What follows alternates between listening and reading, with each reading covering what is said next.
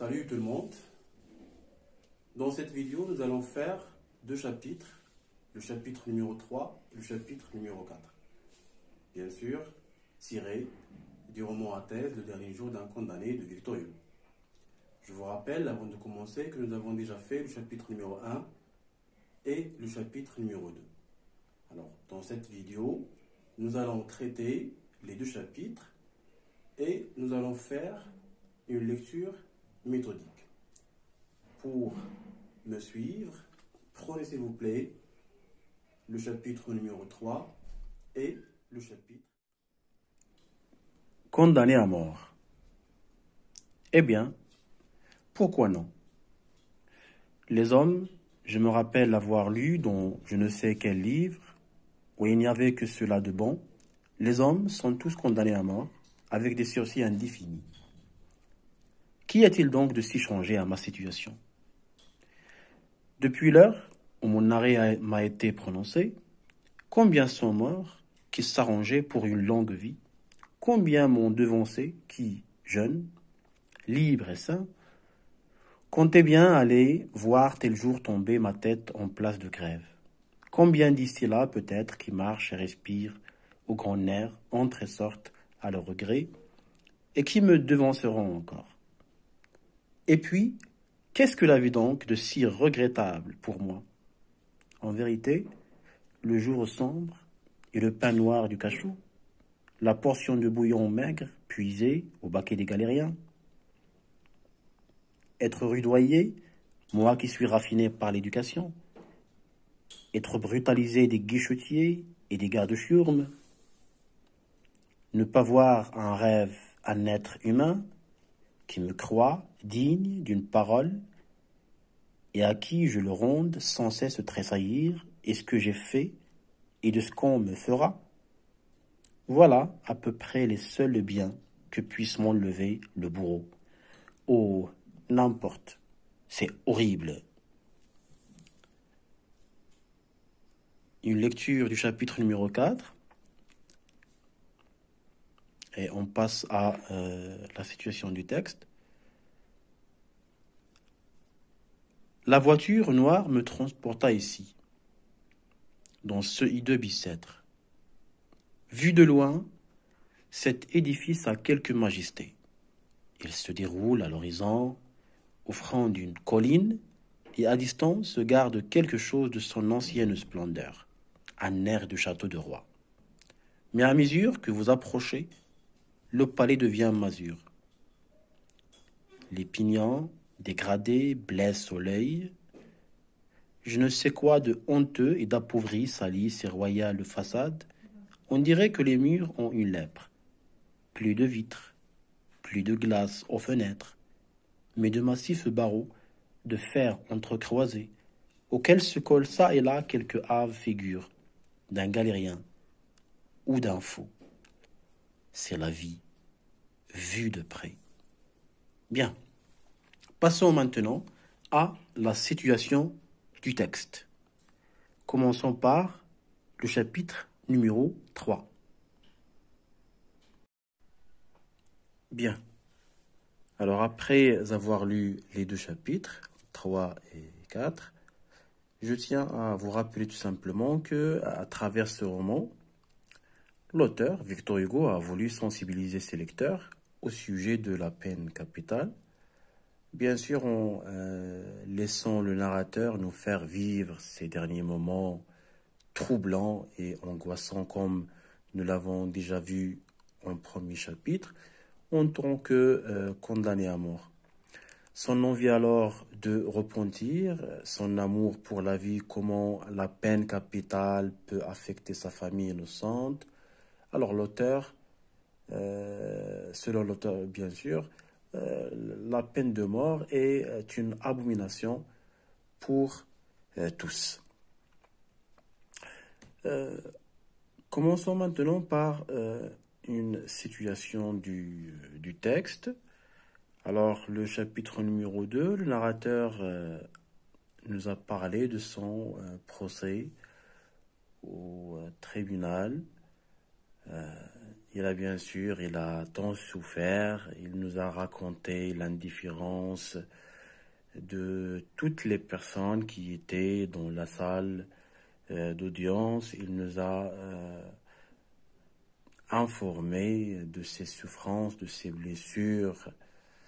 Il était vraiment fatigué, épuisé, qu'il n'a pas pu dormir 3 nuits, etc.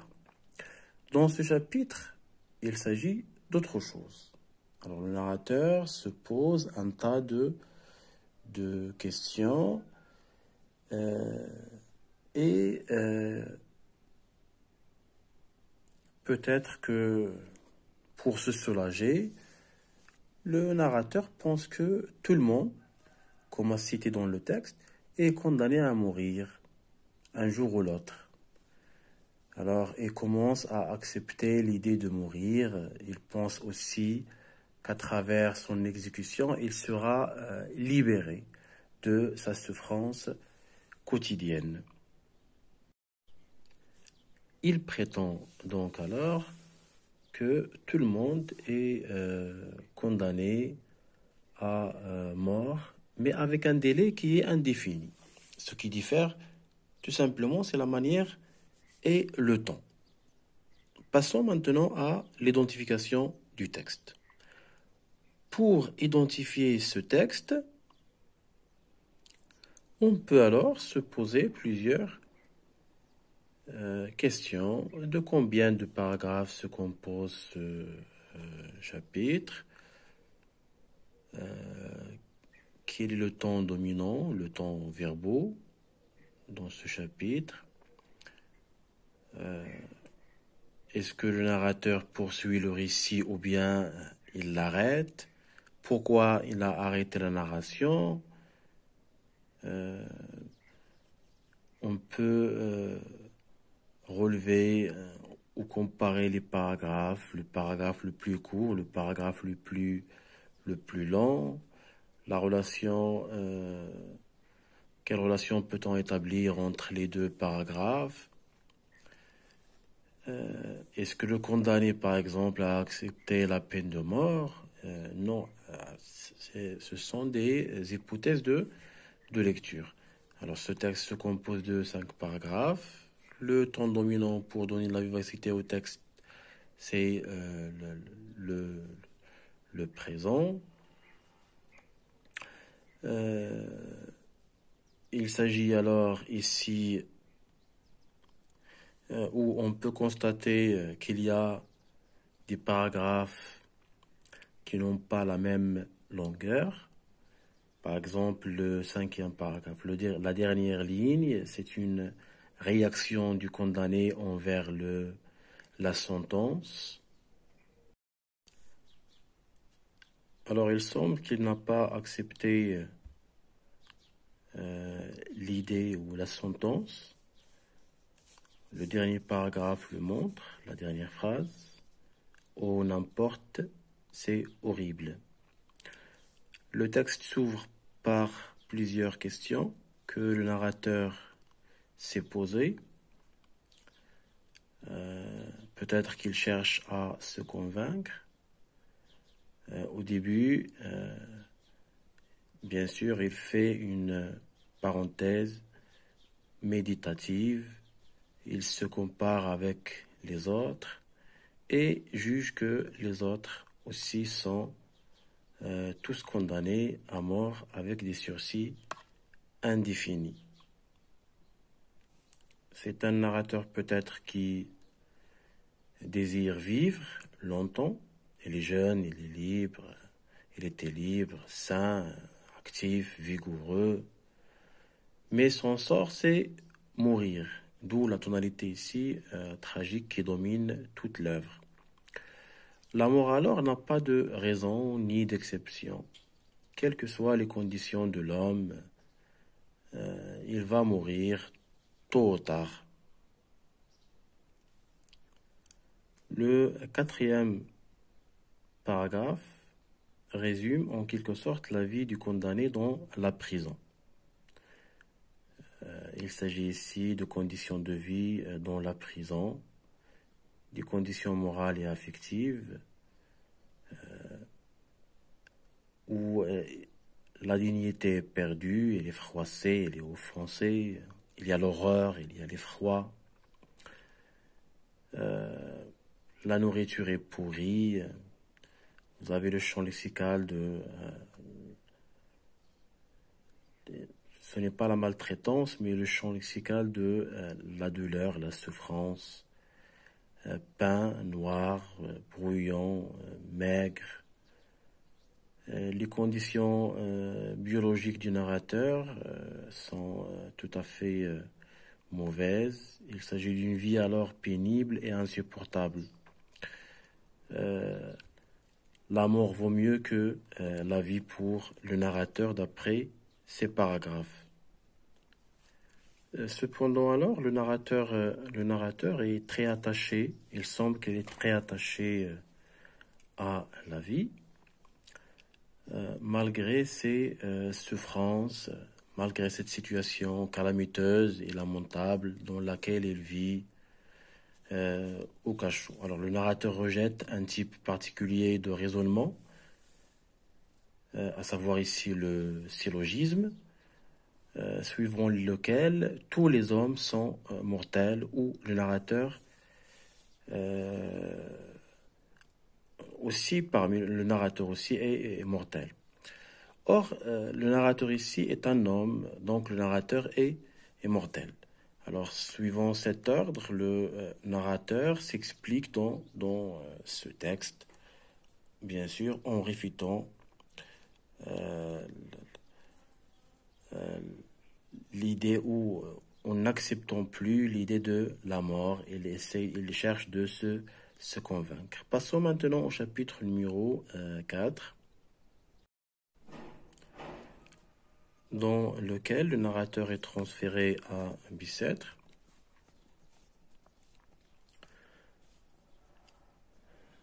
Alors le texte, comme nous l'avons déjà dit, commence par la voiture noire me transporta dans ce I2 jusqu'à c'est la vie vue de près.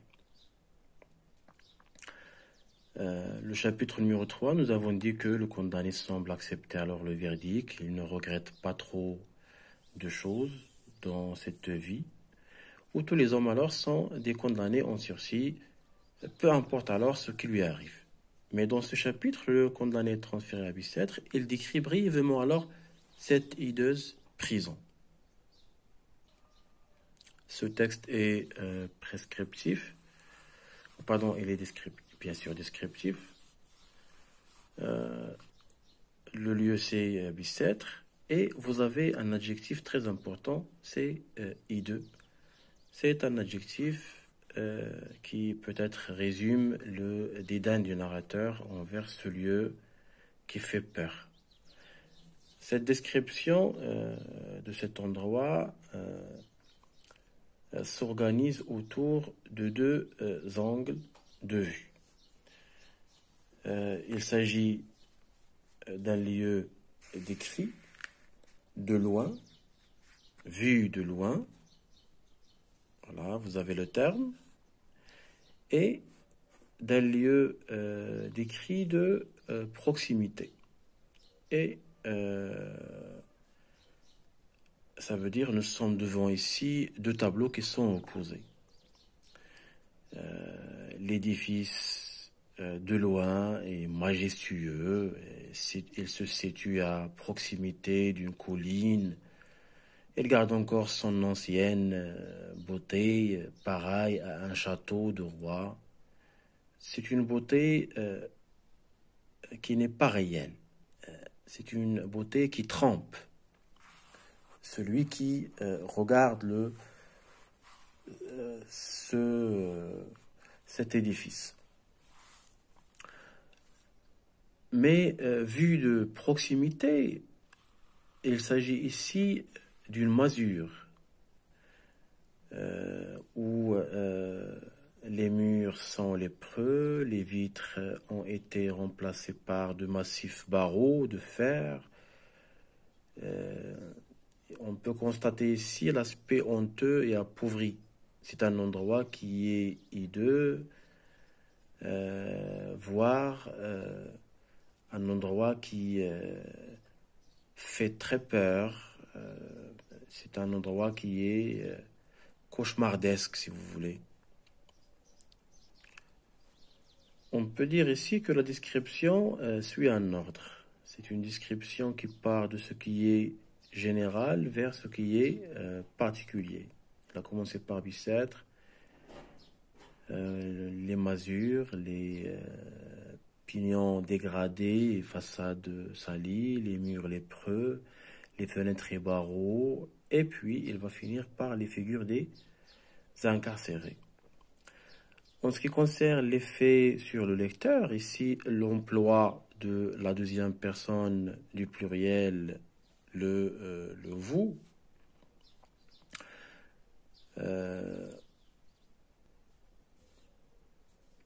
peut-être, vous avez le mot ici, vous. Alors, l'emploi de vous dans cette phrase, juste après la description de la majesté et de la splendeur de Bicêtre, crée chez le lecteur un sentiment de désillusion progressive qui se transforme peu à peu en un sentiment de peur. Parce que Bicêtre est assimilé à un monstre très repoussant, d'après l'adjectif hideux et le nom Bicêtre. On dirait que les murs ont une lèpre. Les sentiments déjà cités ici cèdent la place à une certaine pitié. Le lecteur alors se trouve sans vraiment en être conscient. Il est rallié à la cause du narrateur. C'est un texte qui est bref, mais par lequel le narrateur nous dresse un tableau tout à fait choquant du lieu par lequel il a passé. Et donc, le message ici qu'on cherche à véhiculer peut-être, c'est la souffrance des condamnés à mort, même en attendant la condamnation ou l'exécution. Alors voilà, c'est ce qu'on peut dire sur les deux chapitres. Merci pour votre attention et à la prochaine.